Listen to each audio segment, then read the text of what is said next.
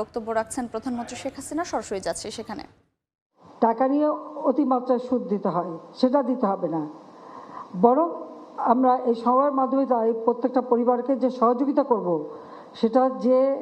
সেটা থেকে যে উৎপাদন হবে, সেই উৎপাদন থেকে কেউ যদি 100 টাকা জমাতে পারে, তাহলে সরকারের কাছ থেকে আরও 100 টাকা দেয়া হবে 2 বছরের জন্য।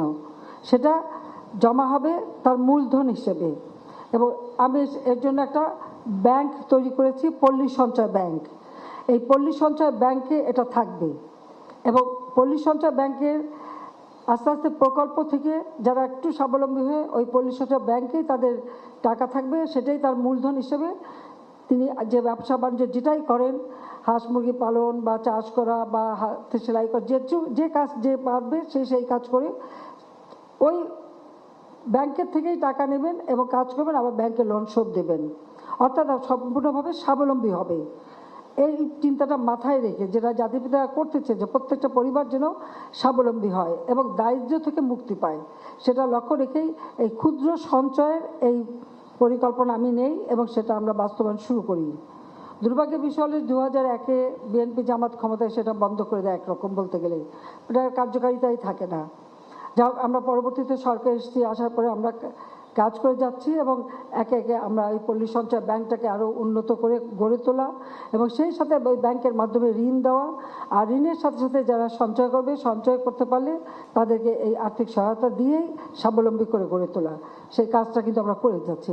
এছাড়াও কর্মসংস্থান ব্যাংক নামে একটা ব্যাংক করেছি, যেখানে আমাদের যুব সমাজ যেমন লেখাপড়া শেখার পাশাপাশি রাজনৈতিক কিন্তু কাজ করতে পারে, আর পাশ করেই চাকরির পিছনে না ছুটে নিজের জন্য স্বাবলম্বী হতে পারে, সেটা মাথায় রেখেই এই কর্মসংস্থান ব্যাংক থেকে বিনা জামানতে যাতে ঋণ পায় সেই ব্যবস্থাটা আমরা করে দিয়েছি।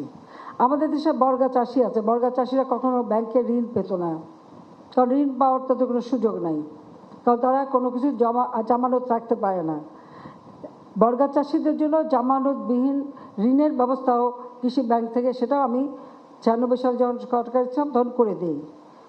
এই কারণে যে আমি দেখেছি যে ওই মহাজনের কাছ থেকে অনেক সুদে টাকা নিয়ে তারপর আচ্ছা দিতে পারে না, তার উৎপাদিত পণ্য আর সে ভোগ করতে পারে না, সেই জন্য এই ব্যবস্থাটা আমরা করে দিচ্ছি। পাশাপাশি আমাদের যুব সমাজ যেন সেখান থেকে লোন নিয়ে তারা নিজেরা কিছু কাজ করবে, এককভাবে অথবা যৌথভাবে তারা নিতে পারে।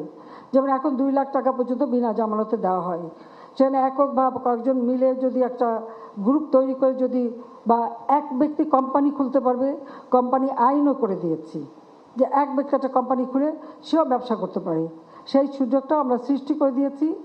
পাশাপাশি আমরা ডিজিটাল বাংলাদেশ করেছি, আজকে কম্পিউটার শিক্ষা দেওয়া, অনলাইনে ব্যবসা করা, অনলাইনে কাজ করা, সেই সুযোগ আমরা করে দিয়েছি। ফ্রিল্যান্সার আমরা ট্রেনিং দিচ্ছি, ট্রেনিং দিয়ে দেশে বসে বিদেশে যাতে অর্থ উপার্জন করতে পারে বা দেশের ভিতরেও কাজ করতে পারে, সেই ব্যবস্থাটা আমরা করে দিয়েছি। আজকে ডিজিটাল বাংলাদেশ করেছি, স্যাটেলাইট বঙ্গবন্ধু 1 উৎক্ষেপণ করার ফলে এই যোগাযোগটা, আমাদের তথ্য প্রযুক্তি যোগাযোগ আরও সহজ হয়ে গেছে, সেই ব্যবস্থা একেবারে দুর্গম এলাকা পর্যন্ত যাতে এই সংযোগটা থাকে সেই ব্যবস্থা আমরা করে দিয়েছি।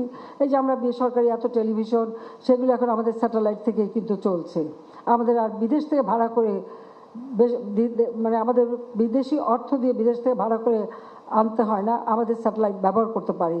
কিন্তু একটা স্যাটেলাইটের মেয়াদ থাকে 15 বছর, আমরা যেটা এখন করেছি প্রায় 10 বছর হয়ে গেছে, আমাদের কিন্তু 15 বছর আগে আর একটা করতে হবে, নইলে এটার মেয়াদকাল শেষ হয়ে গেলে এটা চলবে না।